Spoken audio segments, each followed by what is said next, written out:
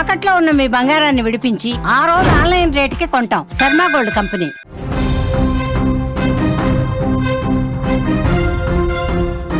వికారాబాద్ జిల్లా కులకచర్లలో జరిగిన కుటుంబ హత్యల కేసులో దారుణ విషయాలు ఒక్కొక్కటిగా వెలుగులోకి వస్తున్నాయి. ప్రాణం పోయాల్సినటువంటి తండ్రే నలుగురి ఉసురు తీశాడు. కట్టుకున్న భార్య, వదిన, అదేవిధంగా కన్న కూతురిని కసాయిగా మారి గొంతు కోసి చంపేశాడు.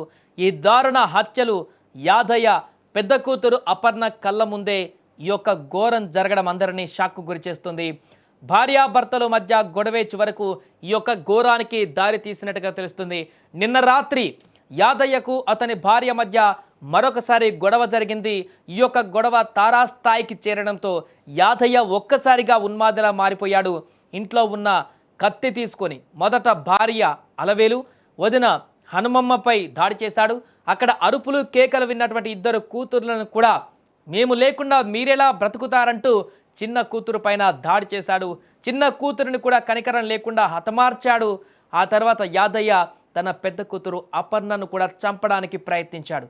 తండ్రి కసాయి రూపాన్ని చూసిన అపర్ణ తీవ్ర భయభ్రాంతులకు గురైంది.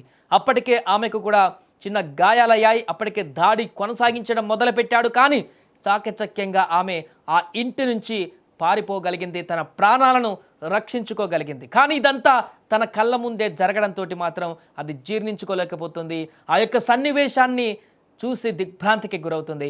అపర్ణ తన అంకుల్తో తిరిగి ఇంటికి వచ్చేసరికి ఒకే ఇంట్లో 3 హత్యలు చేసినటువంటి యాదయ్య కూడా సూసైడ్ చేసుకున్నాడు. ఈ యొక్క ఘటనపైన కేసు నమోదు చేసుకున్న పోలీసులు దర్యాప్తు చేస్తున్నారు.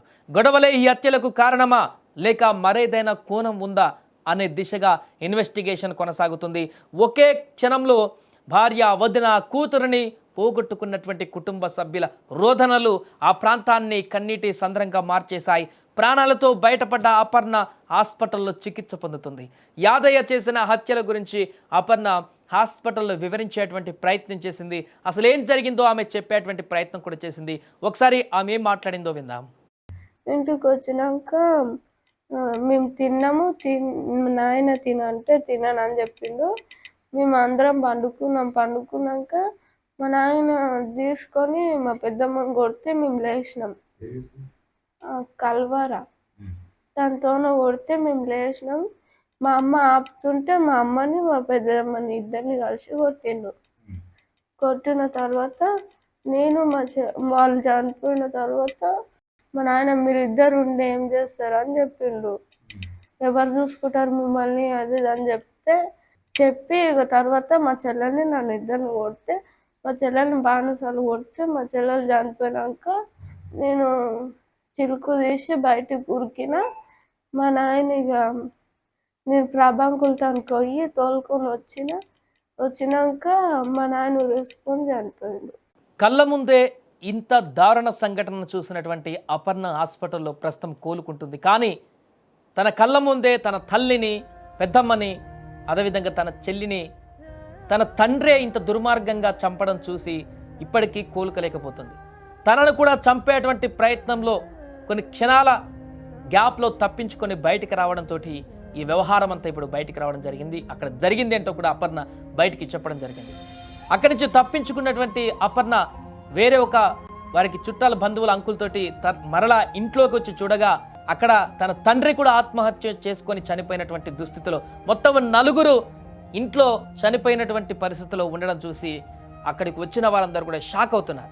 మరోవైపు అలవేలు కానీ వాళ్ళమ్మ యాదయ్య అత్త సాయమ్మ యాదయ్య అనుమానమే తన కూతురు మనవరాలి ప్రాణాలు తీసిందని కూడా ఆవేదన వ్యక్తం చేసింది. అనుమానంతోనే భార్యాభర్తల మధ్య గొడవలు కూడా జరిగేవని చెప్పుకువచ్చింది. ఆమె యాదయ్య యొక్క తల్లి మాట్లాడినటువంటి మాటలు కూడా ఉన్నాయి. ఒకసారి అవి కూడా ఉందాం. ఏం అనుమానము, నెత్తిదిగో ఊడిదిగో బొట్టు పెట్ట ఊడి కొత్త చీర కట్టనియకుండే, మా ఇంటికి కూడా పంపించకుండే, తొలకరాకుట్టి పంపించకుంటే ఆమె అన్న బతుకనని కూలి పోతే అనుమానమే. మా అబ్బాయి వస్తే ఇదే అనుమానము. ఈ శనివారం గిన్నెలు చెంబులు అన్నీ ఏర్పాటే. మేము పోవాలి, అప్పుడే రావాలి ఉండకుంటే ఇంతే సారిగా ఏం చెప్తారు సారు ఇల్లు అరిసి కూర్చునే ఆ చిన్న పిల్లలని ఏం చెప్తారు సారు.